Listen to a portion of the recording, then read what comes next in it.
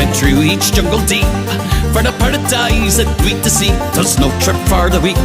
We're waltzing with the natives. Na na na na na na na na na na na na na na na na na na na na. Hello people, how are we doing? Welcome back to the Celtic Corner. We've got some breaking news today to talk about, so me and Corey thought we'd jump on to talk about this because it's quite significant news in my opinion. Yesterday we spoke about the extension of James Forrest, and today we've had a couple other signings, current players signing on the dot to extend their time at Celtic. First of all, we get news around about mid-afternoon today that Liam Scales, Irish defender, has signed on to Celtic till 2030, would you believe? Which is quite baffling considering we've not got a permanent manager put in place at the moment, but we'll get onto that. Just going to read a statement again, like I done last night about this, and then myself and Corey will debate this for a wee second, and then we'll talk about the other signing that happened today. So, Celtic are delighted to announce that Liam Scales has signed a new contract, which will see him remain at the club until the summer of 2030. With the club having an option to extend for a further year. Wow. The Irish defender who joined the club in 2021 is approaching 150 appearances for the Hoops and has been a pivotal player in Celtic's success over recent years. His performances on both the domestic and European scenes, debatable, for Celtic have also earned Scales recognition on the international stage, with the defender now a regular first-team player for the Republic of Ireland. Speaking after putting pen to paper on a new deal with Celtic, the Irishman expressed his delight at committing his future to the Hoops. I'm delighted to commit for another few years here, Scales said. It's an amazing club and I've grown to love it. I feel a real part of it now. So he didn't love the club before it, even though he's an Irish player, but so he's grown to love it. That's not the best words to say, Liam. But anyway, Corey, what do you make of this news, mate, that Liam Scales will be at Celtic? You know, unless somebody comes in for him or whatever, until the year 2030. Depressing. Absolutely depressing. Like we spoke about it, and I don't know if it was the last episode or the episode before. I think it was the last episode, just talking about Johnny Kenny. There's certain levels, and he's not Celtic level. He's an alright player, but he's not a Celtic standard player, in my opinion. I think we're going to get on him and all, but look, McCowan's the exact same. I feel that it's the board that's just making decisions before we've even got a manager in. They just offering these players contracts. I know Martin O'Neill was out in the press saying, "Oh, these are amazing players and all that stuff. Any manager worth their salt would be happy to have them." I don't believe that. I don't believe that. I think any manager worth their salt who's going to come into the Celtic team, there'll be some of the areas of the pitch that we'll need to strengthen, that we've known we've needed to strengthen all season, but yet we've gave Scales a 4-year, potential 5-year extension, which I think's baffling. Like you said, it is baffling because he's just not Celtic standard, in my opinion. I've just got a number of thoughts on this, mate. You know, my first one is right. How do I feel about Liam Scales staying at Celtic to 2030? See, I'm kind of torn because I wouldn't mind Liam Scales being at Celtic 2030 if he's a backup. If he's the kind of player that will be on the bench and will come in to cover for time to time, because he's proved that he's an okay defender in Scotland and that. But my worry is, yeah, Corey, that whoever's gave Liam Scales this contract, and you're probably right, it is the board. They must have sat down with Scales and they must have said, you know, here's what we can offer you outside of money, surely, you know what I mean? Because look, I can only think, mate, right? I can honestly only think that Celtic have got a manager, right? Now, whether that's Martin O'Neill, whether it's Sean Maloney, whether it's somebody else who's in the background, who's decided they're going to leave their current club, or if they're out of work or whatever and they're coming to Celtic next season, that is the only logical thing that I can feel in my mind right now. Because when you have discussions with players and all that, surely it's, right, you know, here you'll be playing this part, you'll be playing bit part here, you'll be one of my main guys or whatever. Surely these discussions have got to take place before a player says, aye. Because what, you know, we're thinking here about Well, for the Celtic fan point of view, right? Well, a manager comes in. Who says they want Liam Scales? Why? What? But it's vice versa, mate. Why would Liam Scales sign a contract when he knows we've not got a manager who might not fancy him? Do It's you know what I mean? So it's like, to me, mate, I feel and when I'm trying to put logic on this, I think Celtic have got a manager. I really do, right? And I think that they have said to the board, keep Liam Scales, keep the next guy we're going to talk about, keep James Forrest, um, because these guys are going to be part of my plans. Anything else out of that is total and utter lunacy. If that's the Celtic board making decisions, mate, for a manager they haven't even approached yet, then it's absolutely fucking ridiculous, Corey. I, And I do also, think mate, it's sorry, two hang seconds. on, go. No, I was just going to say that. I mean, Martin O'Neill's coming out and saying, right, good player, good player. That's his opinion. That's his current managerial opinion. There is no evidence whatsoever to say another manager who has not been approached yet will definitely think that. So I'm absolutely baffled by this, Corey. I'm just baffled the fact that I'm not baffled the fact Liam Scales is signed. I'm baffled the fact that it's happened in the first place. That we have signed a guy like this and give him a 4-year contract with an option to extend. There's something very, very fishy going on, Corey. I know, but I do get what you mean. That you would think there'd be a manager involved in all that sort of stuff, but I think sometimes, see, when it is this sort of situation that we are in, we've got this interim manager. I think the board might have went to Martin O'Neill and says, "Who would you personally keep? Who would you think?" I know that that sounds absolute mental, but I do think that's the way they've thought. Like, who would you keep, or do you think there's a certain amount of value in? And he's probably like Liam Scales because he's been all right. He's not been amazing. He's been all right. So I don't know if maybe they'll like give him a new contract. So if someone does come in, we can ask for big money because he's on a long term contract with X amount of money that he's going to get. The same potentially with Luke McCowan. I don't really necessarily see it with Luke McCowan. I think the James Forrest one that was going to get signed one way or another. I think that was mostly up to James Forrest if he wanted to carry on. Doesn't matter who the manager was or whatever. Because I think sometimes these contract negotiations, you would think it's just the manager and the player and they give it to the board. But I think sometimes it's just the player and the board. Sometimes they can take the manager out the equation. It's the same kind of situation when it comes to like transfers. Sometimes you hear managers like, I don't really know this player. Then after, why would you sign off on it? I don't personally think managers sign off on every single player that comes through the door, which I find baffling. I do think it's absolutely insane, but I think that's the way football is now, and it doesn't make any sense. It doesn't make any sense to me. You would think it'd be a bit more old school. Like I said, it would be the player, the manager, blah blah blah. But even if it's like the manager that we're potentially getting, why Liam Scales? Why Luke McCowan? Because they're not even close to the standard that we need. So if we're going by your logic, then it's a manager that's saying this is players that I want to keep long term. He's already off on the wrong foot, in my opinion, because they're two players I would probably consider selling, never mind keeping.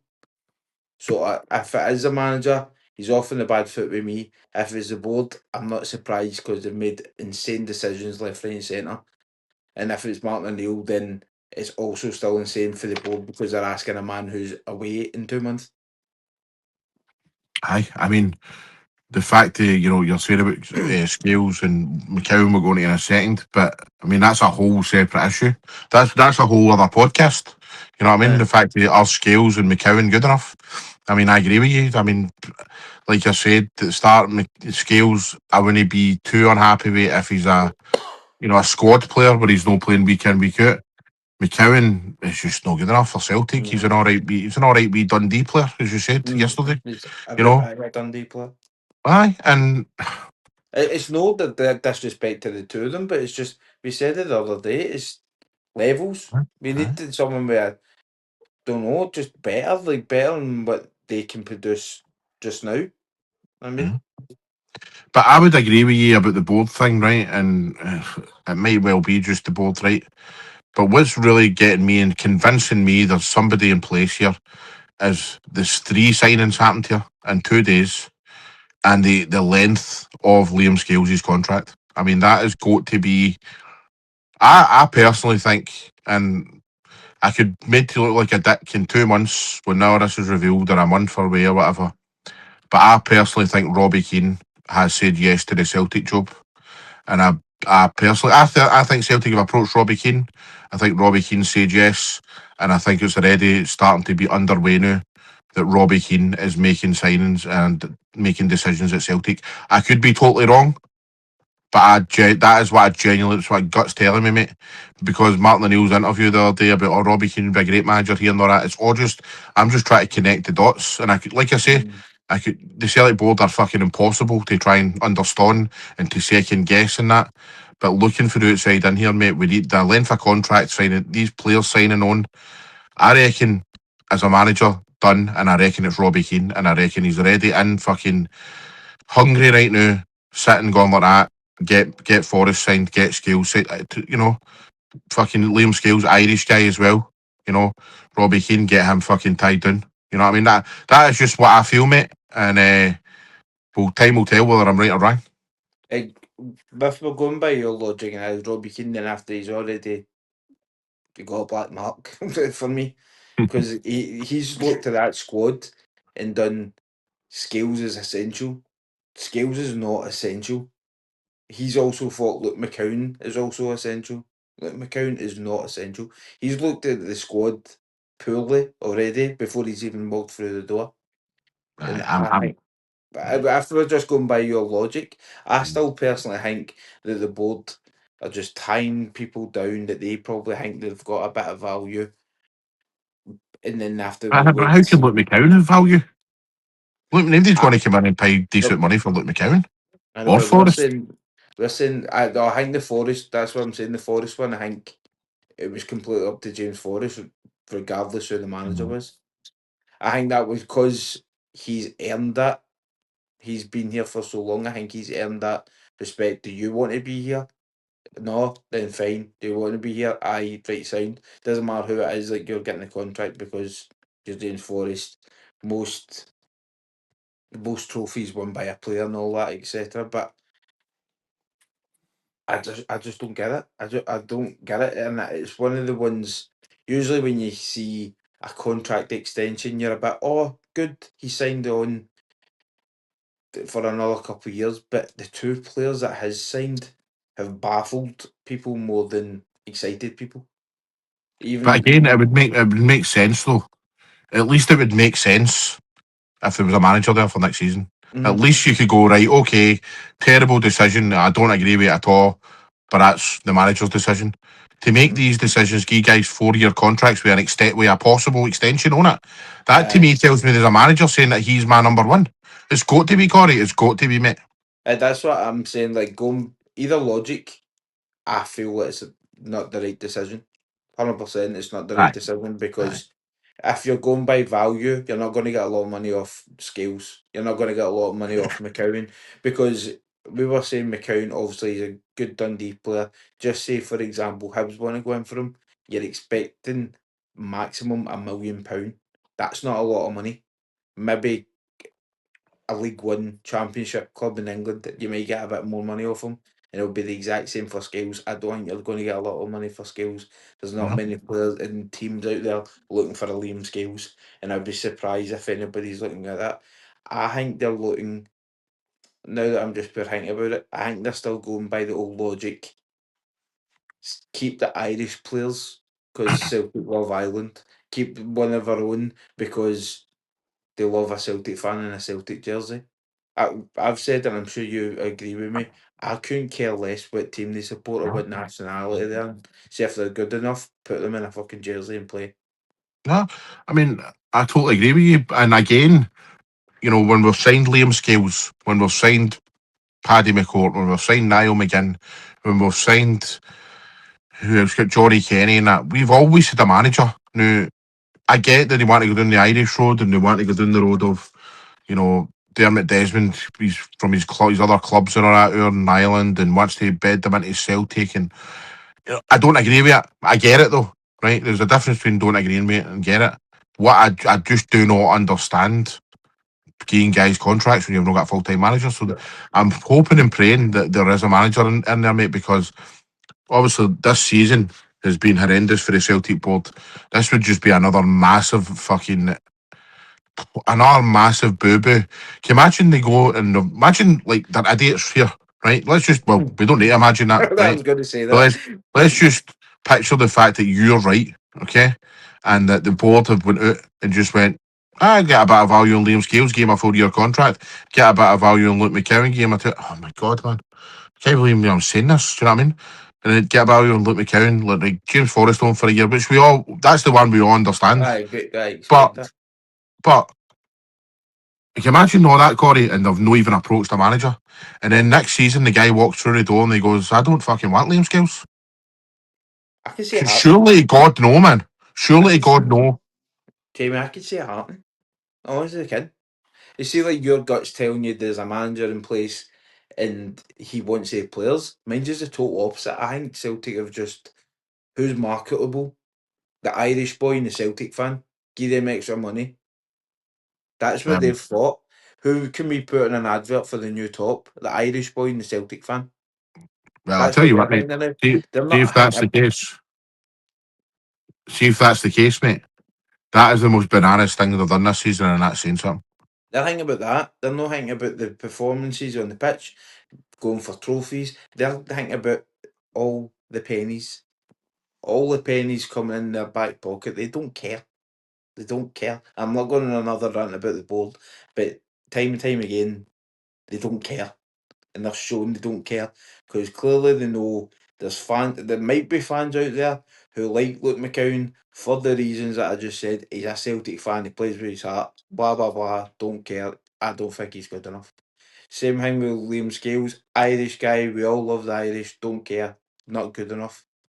And we're giving them four potential 5 year deals and an extra, what is it, 2 years on Luke McCowan's. And it's the thing is, it's like they're not even going out of contract. They already had 2 3 years left. They've just extended them for the sake of extending them. So the decision, even if it was a manager, why? They've already got time on their contract, and I don't think anyone's going to be knocking on the door for these 2 players. I just don't get it, and Well, I feel a bit like I've been disrespectful to them, but I'm just thinking logically as a Celtic supporter, but he's aren't up to our standard. Unfortunately, it just hasn't worked out the way I would have loved it if Luke McCown was a better player. I would have loved it if Liam Scales was a better player, but it's just not happened. And I think it's baffling whatever way you look at it. It's just baffling. well, to go back to your point there about they've already got time in their contract and they sign a new one. That has kind of been the theme of things how Celtic have done things. I remember a few years ago, I think it was when Ange just left Celtic for Tottenham in the summers, Brendan Rodgers came in, and I'm sure that was the time we gave Maeda, Hitati, and McGregor a contract in the summer. I remember Aye. being down in Blackpool, and we'd done that. We'd give like a couple of years extra to the 3 players, and we're delighted in that. But we had a manager at that point, so that's kind of how Celtic operate, which is even more evidence for me the fact that we have got a manager here.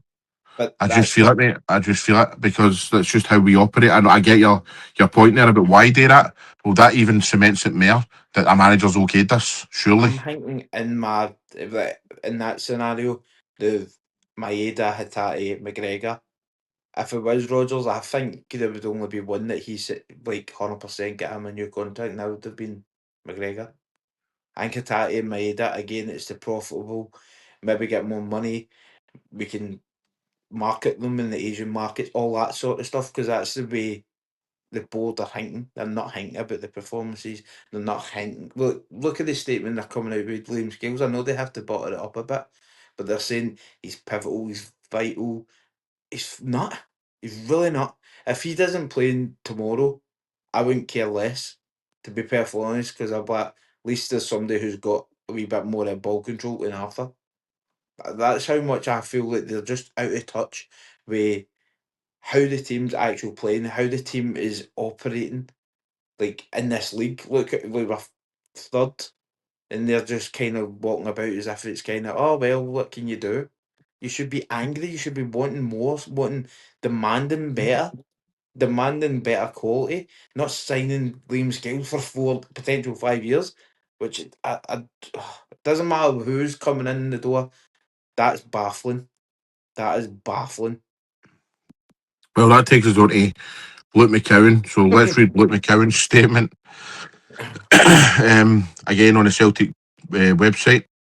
Hot on the heels of both James Forrest and Liam Scales signing new deals with Celtic, midfielder Luke McCowan has also put pen to paper on a new deal until 2028, with the club having an option to extend for a further year. Oh my God, I know that. I Yeah. mean, what's Oh going my on? God.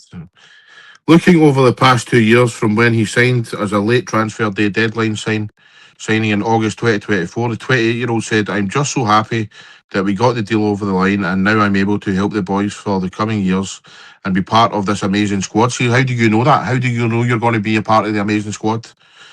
I think I've become a lot more mature in terms of winning and losing, and I'm dealing with a lot of press and media now.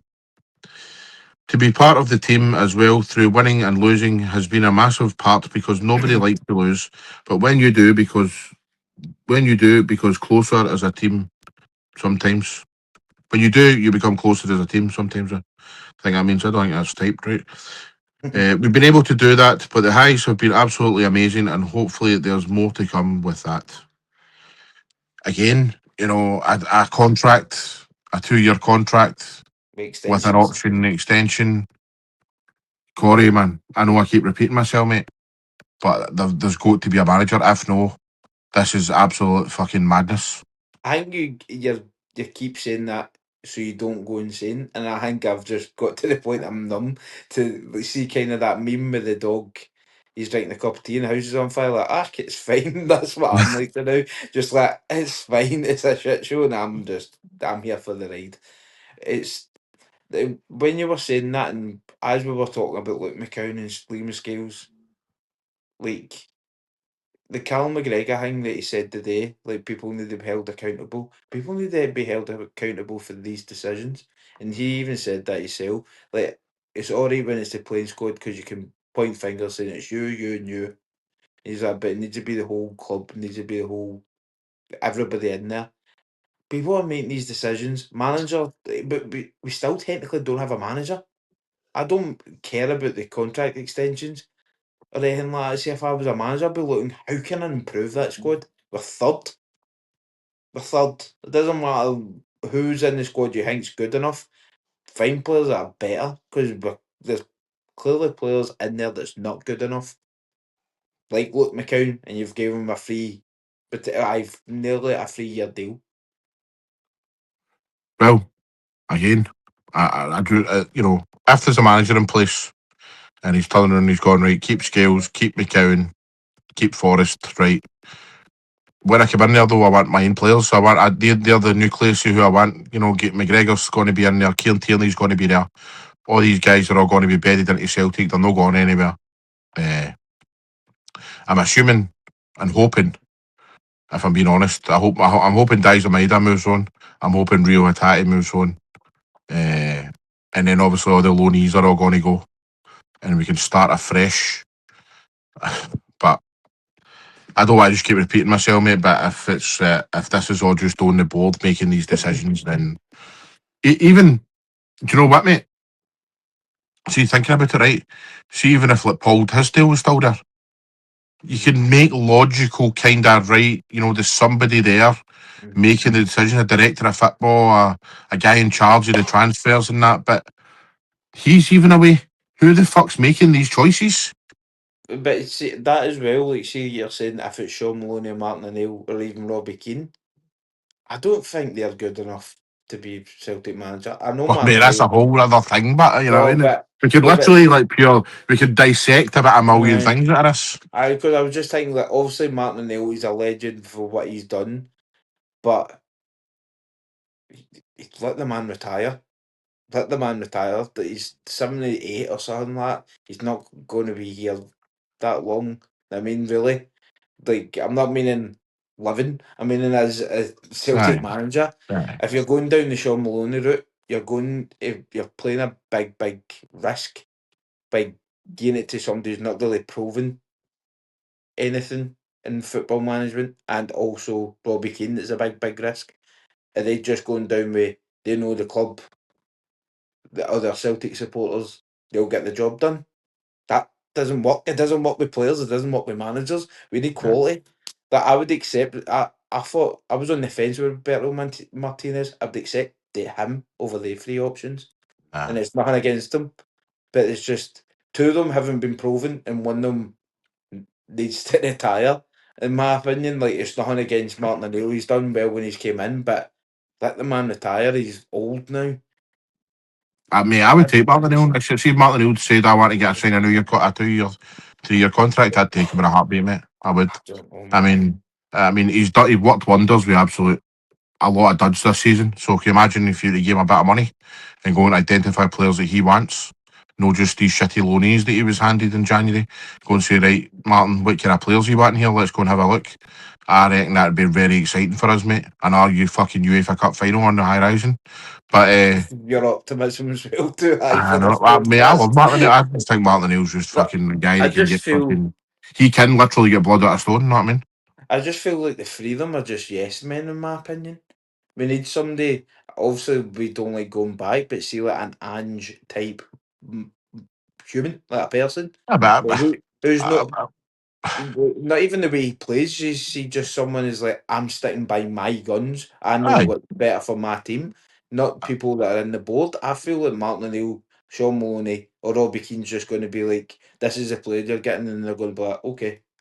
No, I don't think that's the case with Martin O'Neill. I think he's had to just say aye this season because he's been asked to come in and cover and stuff like that, and he, right, going to get the players and that's what he's been offered and stuff because he's literally just here for a flyer. You know what I mean? But I don't think if Martin O'Neill was to sign a 2 or 3 year contract that he would be just accepting shite. I really don't. I think for him to sign a 2 or 3 year contract, he would need guarantees. And let's be honest, mate, look what happened when we didn't have a yes man. Fucking Brendan Rodgers didn't turn into a yes man and then end up taking the huff with him and no giving him any resources. You know what I mean? But I don't. It can't be Sean Maloney. You know what I mean? You just cannot give Sean Maloney that type of gig. You know what I mean? It's too big a job for him. You need to realise now that this is a huge job. They need to understand that. Roberto Martinez is just a no go for me. I'm just not impressed. If he goes and wins the World Cup, I'll take him. But Mm. I don't think that's going to happen. I'm absolutely convinced Portugal are going to win the World Cup, mate. Uh, as for Robbie Keane, I think Robbie Keane's done enough for me now in his several jobs. He's won trophies and that.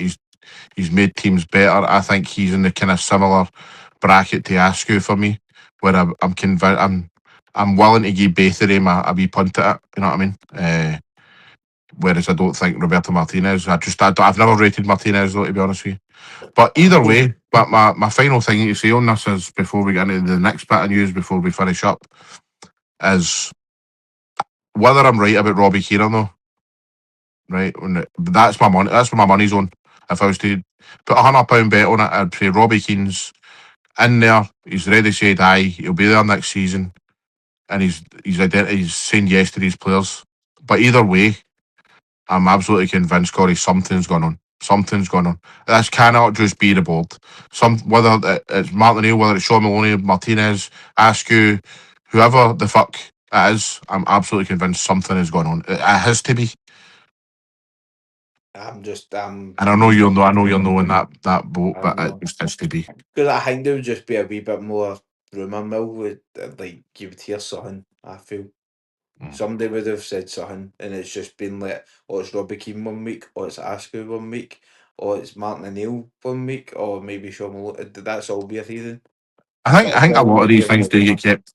I know what you're saying, but I think a lot of these things do get kept within the club. You know what I mean? Like, nobody knew McCowan was even considered for a contract. Nobody knew Scales was even considered for a contract. You know, and just just several things. Nobody knew Brendan Rodgers was going to walk away that Monday night, and I just think there is stuff that goes on at Celtic that you just don't get told about, and then you get hit with it. And I think this is one of them. I really do believe that. Whether they ever admit it, though, you know what I mean. In the summer, whoever comes in, uh, will be like, just starting at the club a day and all that.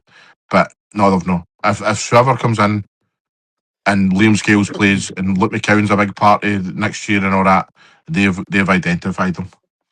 Anyway, Whether it is, and if aye. it was the case, they've got a black mark on my book already, man. already raging with the manager next Fucking season. get him out, get him out. Right, let's go to the last bit of news tonight, because it's been a busy day for Celtic and Celtic news. So this is on BBC Sport. Rangers fans face ban for Derby amid dispute with Celtic. Rangers have asked the Scottish Professional Football League to step in after Celtic refused to give away fans any tickets to the Old Firm Derby of the season. Sorry, the final Old Firm Derby of the season, unless the Irish club's Union Bears Ultras group is banned. A subcommittee of the SPFL board will meet next week to make a decision before the match on Sunday, the 10th of May. The row comes in the aftermath of disorder at the Scottish Cup quarter-final on 8th of March, when spectators from both clubs entered the pitch after Celtic won on penalties at the home of their Glasgow rivals. A Scottish FA investigation led sports event consultant Mark Blackburn has yet to report to the governing body. Now for the forthcoming match, with help decide will help decide who wins a three-pronged title race involving leaders Hartland and Lothian and the two Old Firm sides. Celtic have demanded the exclusion of a section of the Rangers support they claim identifiably engaged in serious violence and disorder. So my first question to you is, Corey, I can understand Celtic have asked that. Do you know Union Bears not to go? If it was vice versa, if Rangers had said, right, I will let you have a certain part, but the Green Brigade aren't involved, I think I'd be okay with that. Why have Rangers said not to this and then asked the SFA to step in? I'm not 100% sure why they've said no. I think they were saying maybe it's harder to identify them or something like that, but I might just be guessing at that. And I think they've went to the SFA because maybe they feel that they're getting hard done by a wee bit. But I'm not too sure.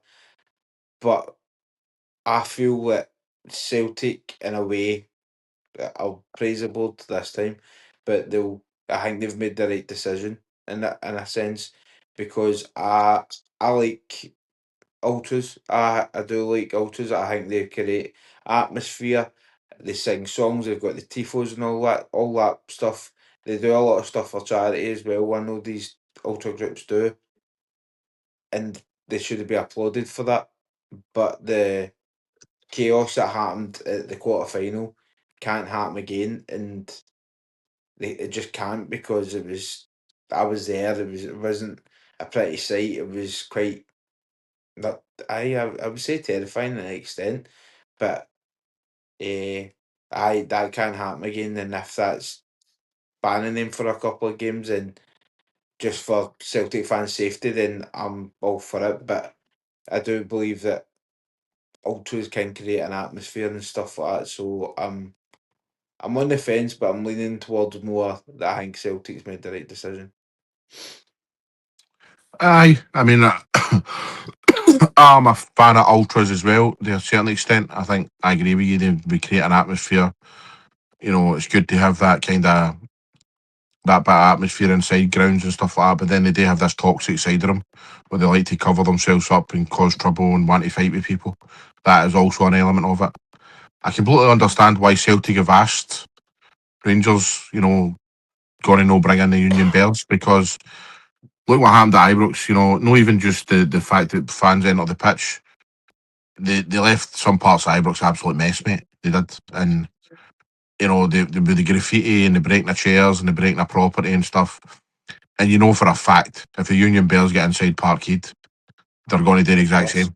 Aye. So it's, I can understand why they've done that. Obviously, there's going to be fans outside the Union Bears and outside the Green Brigade that would do that kind of stuff anyway, but maybe not to the extent that these ultras would. But aye, I don't really. I think Rangers should just be going like that. Aye, you know what I mean. I think we need to try and identify these guys, because we don't want trouble, especially just no long after that particular match. You know what I mean? Just play the game and just say, right, okay, we'll try to identify as many of the guys as we can. But no, they've chose to go down this other hard-nosed line of, no, we're not doing it, and then run away at the SFA. I mean, it makes no sense, actually. I've seen some people saying, "Oh, it's because Celtic don't want to lose the league to Rangers. That's why they're trying to ban the fans." It's like we're not trying to ban the fans. Well, the board aren't trying to ban the fans. Their actual main concern is the people in the stadium. Aye. Me and 50 odd thousand other people, and even to an extent, Rangers fans themselves. They've got a duty of care to look after these people. They basically just says, see if they're not there, the rest of these can have tickets, and you can even sell the tickets to somebody else. But I think that was what the logic was, and I think Rangers were just kind of like, no, that's a bit out of order. But we've done it. We've actually banned our alter group for 5 months. They're just not them back. So it's like you kind of need to, if they are out of line, you need to scalp them in the arse a wee bit and tell them, like, draw the line a wee bit. Like, right, that was out of order. Stay behind this. I mean, it sounds childish, but I think so. Football fans get treated like fucking wins sometimes anyway. But that's a different discussion. Aye. I mean, I just think that Rangers need to take a bit of responsibility for what happened and just, surely there's guys that they've identified that they're, that they know is in the Union Bears. They must know a certain amount of them. I'm sure Celtic are more than familiar with the majority of the Green Brigade. Do you know what I mean? So, I mean, there's no doubt about it that they could, if they wanted to, eliminate the fans for this particular match, but they maybe don't want the backlash of their own support and all this other rubbish. But no, Rangers have done the wrong thing here, in my opinion. Especially, I mean, just take it to the chin. If you're not willing to play the game of, your rivals' decisions in their own run, don't run away to the SFA about it. I think they're just wanting somebody to say no, that's out of order. They were right, but I tell you, it's always the same in it. They're always like, nobody likes us, we don't care. But as soon as people say, you're not allowed in the stadium, they do care. And it's like, oh, they care pretty much, man. They care very much. You see the Ric Flair fucking interview the other day? Old fucking woo WWE fucking Ric Flair. And he was going on about all these people and podcasts and all that, and he was raging and shouting and bawling. And the guy said, "So it really bothers you?" And he's like, "No, it doesn't bother me. No, why do it bother me?" After like a 15-minute rant, that's Rangers. Rangers are the Ric Flair of the fucking football world. Do you know what I mean? It's like, oh, no one likes us, we don't care, but don't offend us, don't do anything against us. Nah, nah, nah, nah, nah. You know what I mean? But Look at uh, the Rangers supporter. I'll tell you what though, the SFA better no fucking step in here and change that, because that's Celtic's decision, and it's a good point, and it's a good decision in my opinion. I think they can just ask for clarification, because I don't know if there maybe a miscommunication. I don't know if Rangers are maybe thinking that you all can't come if the Ultra Bears, the Union Bears are coming. And then after that, I think, for what I've read anyway, Celtic said no, you are allowed to come, but they're not allowed in. Is what we're trying to say. Yeah. And Rangers are kind of took the huff, so I think they've just went to the SFA so they can hear both sides of the story, and then after they can be like, right, what they're saying is this, so that's the end of it. Kind of like adjudicator in a way. Nah, fair enough. Right, well, we'll see how that one rumbles on for the weeks and the days and weeks to come. But it's been a good show tonight, Corey. We've got through a lot. Gave our opinions and that. Guys, if you've made it this far, thank you very much. Please hit the subscribe button. If you're not subscribed, hit the like button on this video and comment and let us know your thoughts on what we've discussed tonight. Also, we will be back this weekend at some point, probably Sunday or even Saturday night, depending on what me and Corey decide, whatever time we've got, whatever, to do a review show of, well, it probably will be Sunday. It's a late game on Saturday, but to do the review show of the Falkirk game. And if you've not watched the preview of that, we done that yesterday. Go and give that a watch and share it everywhere, guys. We're now on, thanks to Corey, we're now on Instagram and we're on Facebook. We're also on TikTok and X, Spotify, Apple Podcasts, and YouTube. I think that's everything. Is that right, Corey? Ready to wrap up? Right there. You remembered them all. Thanks very much, mate. Right, guys. All the best and have a cracking weekend. Money hoops. Monacelli.